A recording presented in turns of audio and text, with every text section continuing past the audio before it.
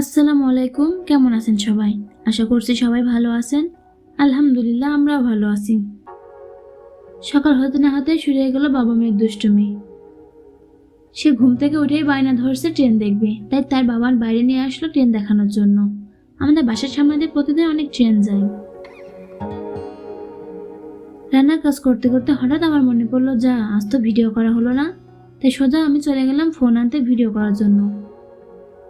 মা আজ রান্না করছে কচুর ডাঁটা, এখানে ফুলকপি আলু কাটা আছে আর মাছ দিয়ে রান্না করা হবে। আর এই পাশে মাছ ভাজি করা হয়েছে। তিন রকমের মাছ আছে এখানে।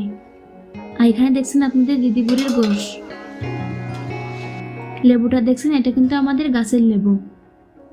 পেঁপেটাও কিন্তু আমাদের গাছ পাকা পেঁপে। গাছ পাকা পেঁপে কিন্তু বেশ ভালো লাগে, স্বাদ মিষ্টি মিষ্টি হয়। মা এখানে একটা রান্না করা শুরু করে দিয়েছে। হৃদির হালকা হালকা ঠান্ডা লাগছে, তাই সে টিস্যু নাক মুছছে। সে একা একাই সব কাজ করতে যায়, আমি করতে গেলে করতে দেয় না। আমার কাছ থেকে নিয়ে সে একাই করতে যায়। দেখছেন কি সুন্দর করে নাক মুছছে। আমার মেয়ে কিন্তু বেশ ভালোই কাজের, ও যা দেখে তাই করার চেষ্টা করে। সকাল সকাল শুরু করে দিয়েছে তার দাদার সাথে দুষ্টুমি। দাদাকে চা বানিয়ে খাওয়াচ্ছে। দাদাকে খাওয়াতে খাওয়াতে তারপর তার বাবার কাছে আসলো বাবাকে খাওয়ানোর জন্য। তার বাবা বলছে দাদার কাছে যাও, সে আবার দাদার কাছে চলে যাচ্ছে। এইভাবে সে দুষ্টুমি করেই যাচ্ছে, একবার বাবাকে খাওয়াচ্ছে একবার দাদাকে খাওয়াচ্ছে। সে প্রতিদিন কোনো না কোনো দুষ্টুমি করেই যাবে, দুষ্টুমির কোনো শেষ নেই। আমি খাবো চা, চা খাওয়াই দিতে হবে আমাকে। আজকের পরিবেশটা কিন্তু বেশ ভালোই লাগছে, রোদ কুয়াশা দুই রকমই আছে। আমাদের বাড়ির উঠানে এক কোণে পালং শাক লাগানো হয়েছিল, কি সুন্দর পালং ধরছে, বেশ বড় হয়ে গিয়েছে, কিন্তু রিদির জন্য তোলা হচ্ছে। আমি তুলে তুলে রিদির কাছে দিচ্ছি আর রিদি ঝুড়িতে ধুচ্ছে। আপনি নেন, ঝুড়িতে রাখেন দেখি কে রাখছে ঝুড়ি। আমি এই প্রথম তরতাজা টাটকা পালং শাক তুলছি নিজ হাতে, কি সুন্দর লাগছে দেখতে, তাই না?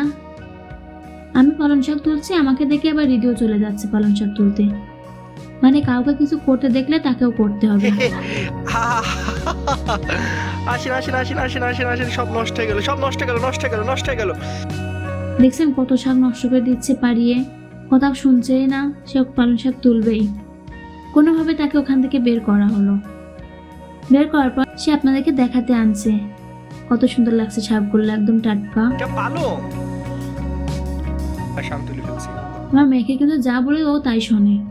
মাকে শাক তোলা শেষ আর সে ঝুড়ি আগিয়ে দিচ্ছে শাক ধোয়ার জন্য। মাশাআল্লাহ, অনেক সুন্দর লাগছে কিন্তু দেখতে। আমাকে দেখছে হাতে নেয়, এখন সেও হাতে নেবে। সে আবার আসলো শাক তুলতে, এইবার শাক তুলতে সে পড়ে গেল উল্টিয়ে।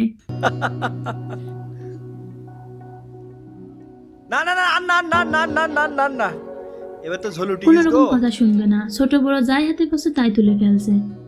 মানে তাকে শাক তুলতেই হবে, এমন অবস্থা হয়ে গেছে। আমি কোনো রকম বুঝাই সুজাই শাক নিয়ে চলে গেলাম, কিন্তু সে কি কথা শুনে, সে আবারও তুলছে। তাকে কোনোভাবেই থামানো যাচ্ছে না। আজকের মতো ভিডিও এখানে শেষ করছি। দেখা হবে পরবর্তী ভিডিওতে। সবাই ভালো থাকবেন, সুস্থ থাকবেন। আল্লাহ হাফেজ।